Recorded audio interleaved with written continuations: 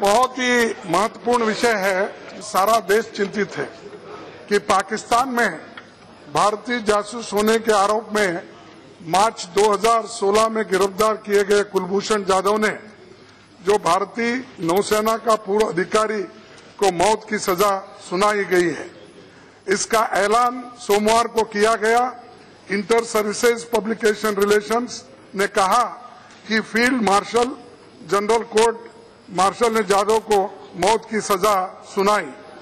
सेना प्रमुख कमर जावेद बाजवा ने इसकी पुष्टि भी की है और आईसीपीआर ने एक संक्षिप्त बयान में कहा है कि भारतीय नौसेना का अधिकारी जाधव भारत की खुफिया agency research and analysis wing से जुड़ा था, जो हुसैन मुबारक पटेल नाम का इस्तेमाल करता था।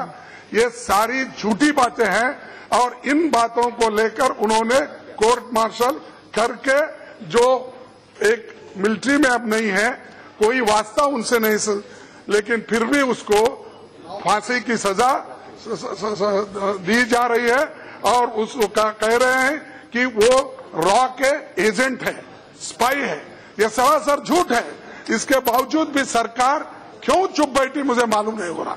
एक और दूसरी चीज, अगर कानून, अरे सुनिए, अगर कानून और न्याय के मूल सिद्धांतों का पालन नहीं होता, ये झगड़े का विषय नहीं है। सभी अगर कानून और न्याय के मूल सिद्धांतों का पालन नहीं होता तो भारत के लोग इसे सोची समझी हत्या समझेंगे। ये बेहद महत्वपूर्ण है कि हमारे उच्चायों को जानकारी तक नहीं दी गई कि कुलभूषण जाधव का ट्रायल चल रहा है। जाधव को ईरान से अपहरण किया गया था। पाकिस्तान द्वारा किसी तरह की राजनीतिक पहुंच नहीं दी गई। अगर उसे फांसी होती है तो एक सोची समझी हत्या, इसको मर्डर हम कहेंगे। पाकिस्तान के रवैया का इससे भी अंदाजा लगा जा सकता है कि भारत की तरफ से उसके पठानकोट के हमले में शामिल होने के पूरे सबूत दिए जा रहे थे। वहां की एजेंसियों को भारत में जांच करने की इजाजत तक दी गई, जबकि पाकिस्तान हमारे अधिकारियों को जाधव से मिलने तक नहीं दिया गया, वकील भी रखने नहीं दिया गया और एक साल में 13 बार उन्होंने कोशिश की, उसके बावजूद भी उनको नकारा गया।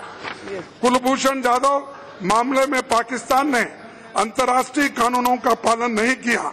भारत ने जाधव को वकील मुहैया कराने की पेशकश की, लेकिन पाकिस्तान ने इसे इनकार कर दिया। पाकिस्तान यदि कुलभूषण को फांसी पर लटकाता है तो भारत इसे एक हत्या ही समझना चाहिए और उसी तरह रिएक्ट करने की इनमें ताकत भी होना चाहिए। दूसरी तरफ मैं आपसे माध्यम से उनको अपील करता हूं, आप हमेशा जाकर बगैर इनविटेशन से पाकिस्तान के प्राइम मिनिस्टर के बच्ची के शादी में जाते हो, क्या इसके बारे में आप बातचीत नहीं कर सकते थे? क्या डायरेक्टली मिल नहीं सकते थे? क्या टेलीफोन पे आप बात नहीं कर सकते थे? और क्या आप आपके एक्सटर्नल सभी लोग मिलकर इसको बचाने की कोशिश करना चाहिए और इनको अगर नहीं बचाएंगे, मैं ये समझूंगा ये सरकार की कमजोरी होगी। This is a very serious issue. The government of India must take it very seriously. The entire nation is shocked and excited on this matter. So you must convey Pakistan in strong words. If they proceed with this, there will be serious repercussions, and ultimately Pakistan will have to repent on that.